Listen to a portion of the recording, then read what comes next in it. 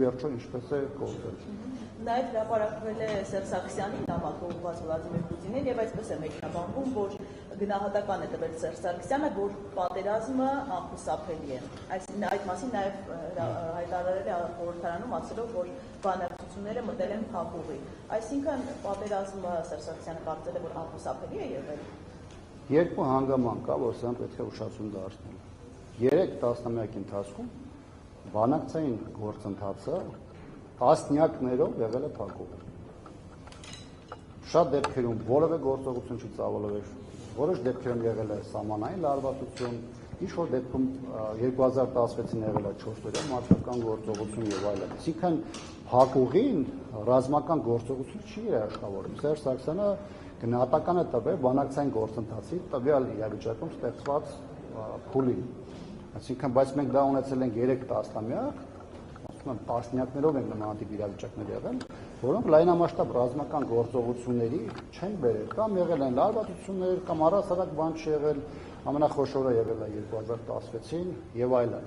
Այսինքն ասել, որ պատերազմը անխուսափելի էր, տեսեք 18 թվականի Սերժ Սարգսյանն էր ասում, ստեղ այլ բան է առաջանում։ Լավ, եթե դուք իմացել եք պատերազմը անխուսափելի է, եթե դուք չեք ունեցել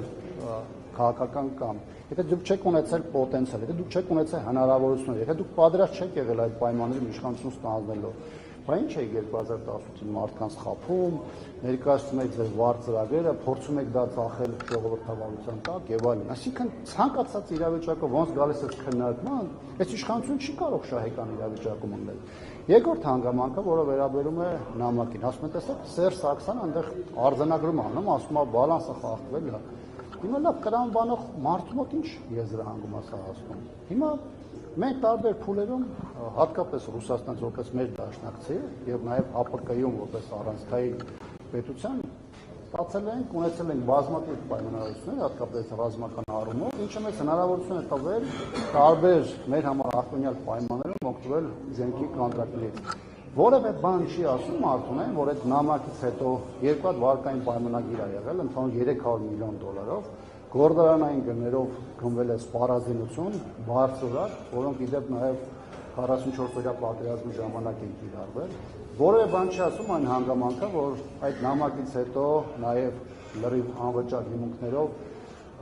բազմաթիվ մատակարարում են կատարել Հայաստանի զինված ուժերին։ Այսինքն Հայաստանի այն իշխանությունները, այն ղեկավարները, որոնք ունեցել են հստակ առաջնահերթություն պաշտպանելու իրենց երկրի շահերը, ամեն ինչ արել են, որպեսզի կարողանան լրացուցիչ միջոցներ, հնարավորություններ, զինված ուժերի համար լրացուցիչ պոտենցիալ ապահովել մեր հայ ժողովրդի շահերը ապահովելու եւ պաշտպանելու համար։ Այնպես որ ես մենակ ուրախ եմ, որ այդ նամակը եւ նաեւ Սերժ Սարգսյանի այդ թվում Սերժ Սարգսյանի ժամանակահատվածի բանակցային փաթեթը հանրայնացվել է, որտեղ դա կարդացող ցանկացած մարդ առանց նույնիսկ որևէ մեկի ուղղորդման արձանագրելու է։ Ունեցել ենք իրավիճակ, որտեղ Արցախը երաշխավորված ձևով կարող է լինել հայկական, որտեղ կար հստակ մեխանիզմներ Հայաստանի եւ Արցախի միջև կապի, հստակ կար Արցախի ինքնապաշտպանական ուժերի գոյության, իրավապահ մարմինների, դատական գործադիր մարմինների գոյության մասին, այսինքն ըստ էության այն ատրիբուտիկան, որը հնարավոր եւ անհրաժեշտ է պետության գոյության համար եւ ինչը դե ֆակտո այդ տարիների ընթացքում եղել է, եւ նայում են ժամանակահատված Նիկոլ Փաշինյանի իշխանավարման օրոք 3 տարբեր դիրքորոշումներ միևնույն հարցում, Արցախի հարցում, Արցախը որպես ինքնորոշման իրավունքի սուբյեկտի ճանապարհով գնացող, սկզբունքի ճանապարհով գնացող երկիր, Արցախը որպես Հայաստանի Հանրապետության մաս 2019 հայտարարությունը եւ հետագայում Արցախը Ադրբեջան հռչակելու դիրքորոշում։ Հիմա մարդիկ արձանագրել են եւ այն փաստերը, որոնք ըստ էության հանրայնացվել են մինչեւ 18 եւ 18 թվականից հետո եւ կարծում եմ այստեղ